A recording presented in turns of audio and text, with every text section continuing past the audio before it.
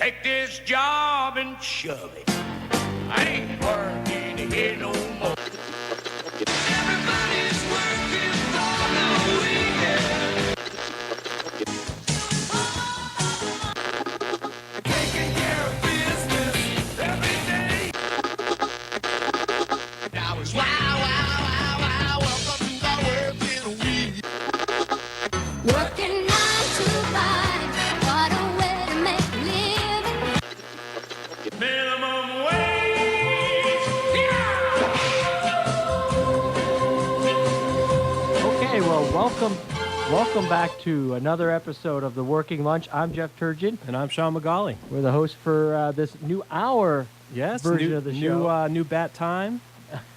New we're day, now new at- time. yeah. You've got it. So this is the fourth show in our series. Yep. The first hour-long show, and it's the first being taped for broadcast as well on the City of Worcester's Channel 12, the Government Services channel. So Yep. we appreciate the folks at the City of Worcester's Cable Services Division for helping us. Absolutely. With Jessica and Judy helping us tape today's proceedings and with some of the segments that you'll be seeing later on. So lots going on out there. Bob, how you been? Of course, this is the first for WCUW. Wow, so Oh. we're really we're trailblazers. Breaking ground, Breaking that's new right. ground out there. So Bob Zukowski, and I, as well as Sean, work with the Central Mass Workforce Investment Board. So we're the organization that oversees the public workforce system in Central Mass. So that's Worcester and 37 surrounding communities in southern Worcester County. One of the things that key things that we do is to connect the key stakeholders, bring them to one table, if you will, to discuss workforce needs, and that it's a system driven by and our board led by employers, as well as other key stakeholders, including representatives from the education and training community. We have President Carberry on our board from Quinsigamond Community College. We have other educators, training providers. Then we also have representatives from key state agencies, such as Veteran Services, economic development officials, that help to ensure that we're all working together to help create a stronger economy for our local workforce. So That's the mission. That's the plan, right? that's the plan. You got it. So we have, as I mentioned, Bob Zukowski, our producer, who also works at the Workforce Investment Board with us. Bob, how have you been? We've been fine. And I know that one of the things that you do is to track some local labor market statistics, so that you can help us share with that. I see you've given me a copy of our latest. Sean, you want to venture a guess as of December? This is the latest figures released yesterday, as a matter of fact. The local employment rate in Massachusetts. I'm gonna go for unemployment rate. So maybe around 6 or 7, somewhere in that range. Is that accurate, or is that 6.7? Oh, right. That's what I meant to say. And that's down from last year with 6.9. Which is So the good slightly news, down. right? Yeah, it seems like it's been slightly ticking up a bit from the past couple months. So kind of Yeah, a tenth of a point. pretty much Tenth of a staying point. flat. Sure. Obviously, that's a bit higher than we'd like to see. One thing that it's kind of easy when you start talking statistics and numbers. It's kind of easy to lose track of that those represent real lives. They Right. represent people, and Right. people with I get calls over at the board that for people that are going through some tough times, they're looking Absolutely. at possibly losing a home, or having to make some tough decisions about feeding their family. So I mean, these statistics kind of indicate real life problems for 6.7% of our workforce that's out there. That's another thing to remember too. It's not 6.7% of our population in general, but our workforce. While the state is 6.7, here in Worcester it's 7.2. So again, So we're struggling a little bit in Worcester, while central Massachusetts is 7.0. Yeah, and I think one of the things that points to, as well, is if you look at the urban centers in Massachusetts, they struggle a bit more. They also have some more vulnerable populations that exist. Immigrant refugees that come here, people with language barriers and other barriers. One of the projects, as a matter of fact, that the board has addressed or is looking at as part of its strategic goals for the coming years to look at some of the reasons for the lag that exists for us, especially with key demographic populations within our region. And What are the barriers beyond language, which would be an obvious one? Right, because a lot of people come in very highly skilled, in their own country. They're a doctor or a lawyer or some of these higher skilled positions. And one of the things I know Jeff and his team have been working on is looking at how to get them re-credentialed or back to work at a higher paying job or like a better position for them, that they can utilize some of those skills that they already have. Yeah, I mean, it's a pretty large issue when you look at it. You've got on the surface, those folks, they're hardworking people, so they get out there and they eventually find work one way or another, right? So they might take a job that's, they come with a professional background, like you mentioned, and maybe it was a doctor from Iraq who's here, and he takes a job at a convenience store. Right. Well, unfortunately, that's a waste of his potential, but it's also taking a spot for someone who maybe is a bit further down on the skills chain, if you will, that would be a better fit for them. Right. Even at least starting off, right? So, even your traditional youth jobs, your first job might be traditionally working at a grocery store or McDonald's or something, and those are being taken by other people who have a work history. So you see this bumping effect in the labor market, not just with immigrant refugees, although that's one component to it, right? So the more we can do to help them find a better fit. On the flip side, we do have a continuing need in a lot of professions, a lot of industries for skilled professionals. So, so one of the issues we're looking at, at the board in partnership with some great folks over at Worcester State University and other institutions is looking at this re-credentialing issue. Yes. There's a group called the Massachusetts Immigrant Refugee Coalition. Is that the mayor's group, or is that? The mayor of Worcester has a task force as well, so it's a little bit separate. Oh, okay. But one of their key issues that they're looking at as well is this idea of re-credentialing. So, Right. so that's a bit of what's behind some of this higher unemployment rate in Worcester versus the state, and the state is a bit lower than the national average, which is a good thing, obviously. But Bob, any other? Yeah, interesting on page 2, when we talk about monthly job estimates for December, you would think that the retail would have been up, and it's down. The number of positions is down from December of the previous year, which is surprising, especially for December, which is a... Well, we thought they had a pretty good year retail-wise compared to last year, so I'm a little surprised that it would be... Yeah, I did hear that people on the news, I heard that people were spending a lot for holidays, but I think, something that might explain this is a lot of people are doing their shopping online. I think a lot more people are moving to an online format instead of the traditional brick and mortar where you go to the store kind of thing, because it's open 24 you're hours. veering into a talk about robots right now. Isn't there a joke about it? But Sean really helped Santa, and he shopped locally. I did. Yeah. Well, there is a great group, Worcester Local First, I believe. Steve D'Agostino Yes, and folks have been with a lot of local retailers trying and local employers trying to get people to think and act locally in an economic sense, which makes a lot of sense. Yep. So instead of necessarily going online and ordering something. Plus, there's no guarantee there of success online. Sometimes you get a better deal. Picture might, they say a picture's worth 1,000 words, but sometimes you get something like maybe a pair of shoes or something, and it's the wrong color. I know, Jeff, you were... Yeah, you're looking at me, guilty as charged. So for Christmas, I'd received a pair of sneakers from one of those online, I believe it's like Zappo or something. Zappos, yeah. And... wrong color, right? Wrong color. The color of the picture online didn't match what was in the box. Said gray, but it was really like a silver. Yeah, well, actually, the story chrome. behind it.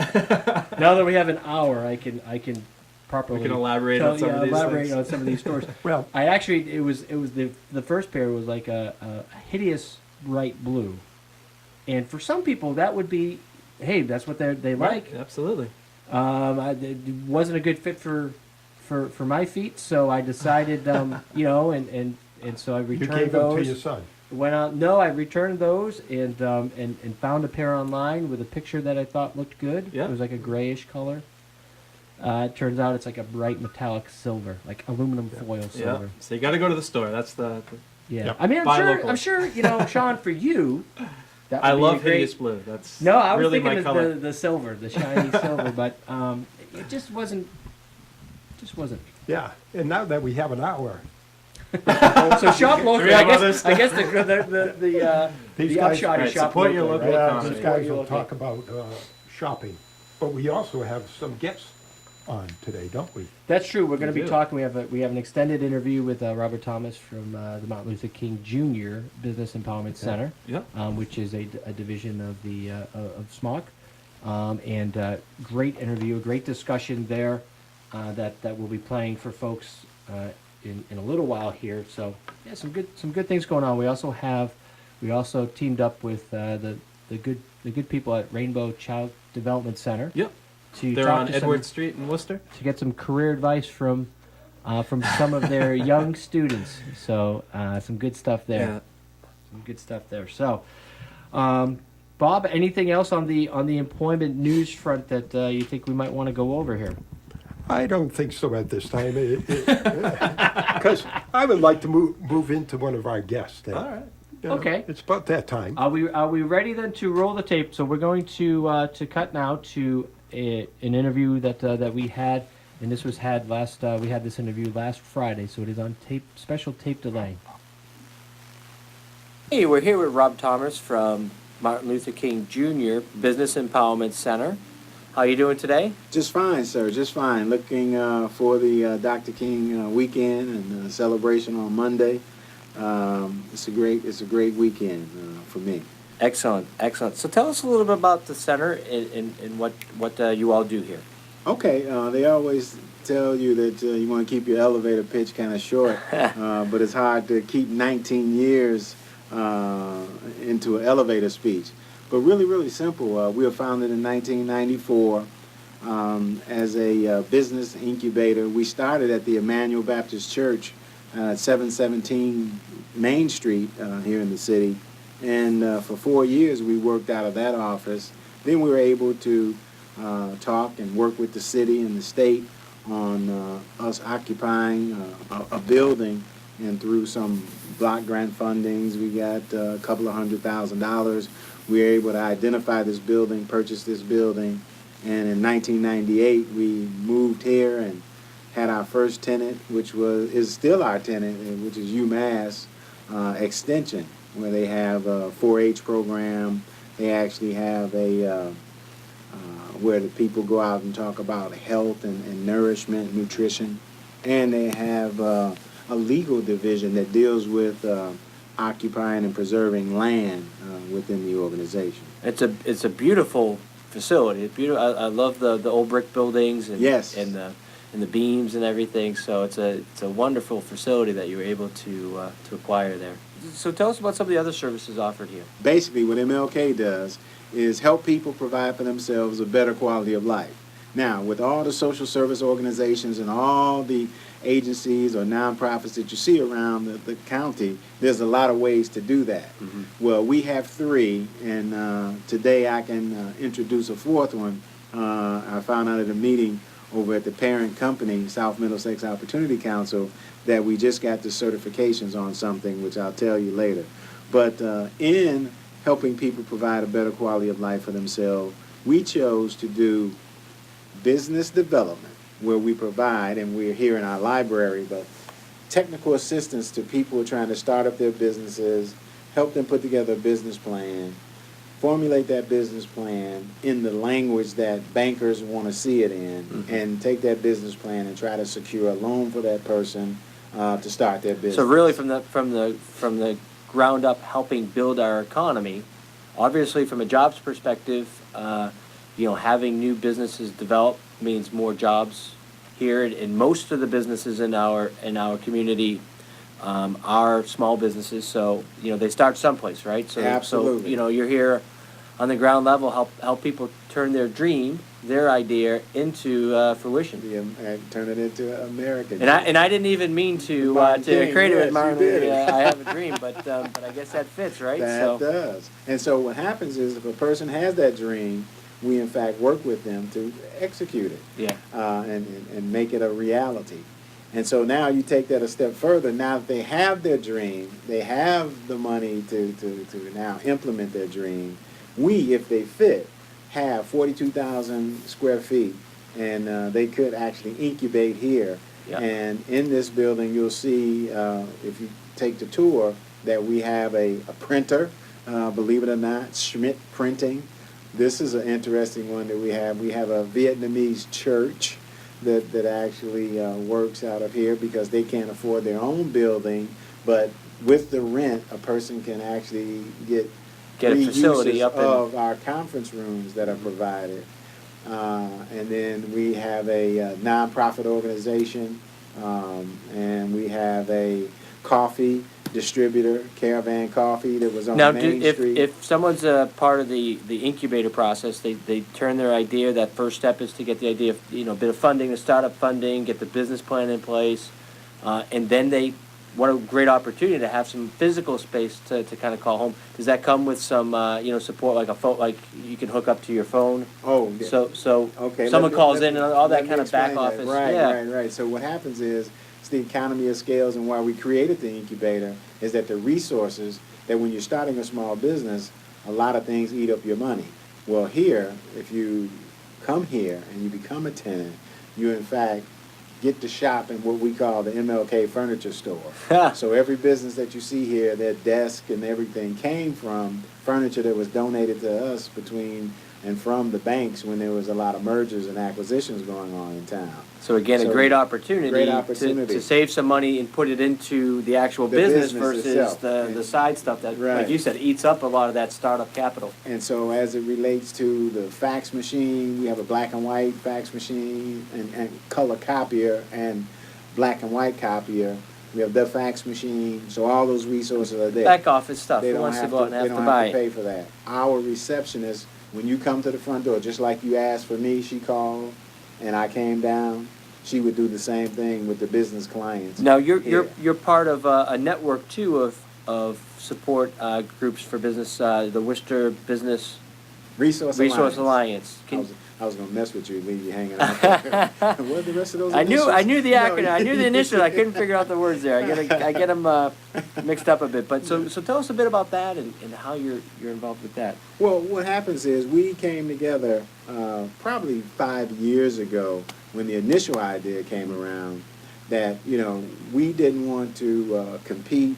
We didn't want to confuse people. We wanted to come together to let everybody know and to try to figure out if there was a continuum of helping people do business. Some people come in, they have an existing business, they want to see what they can do to grow their business. Some people come in, their startup, just have an idea, don't have a clue about what business is about,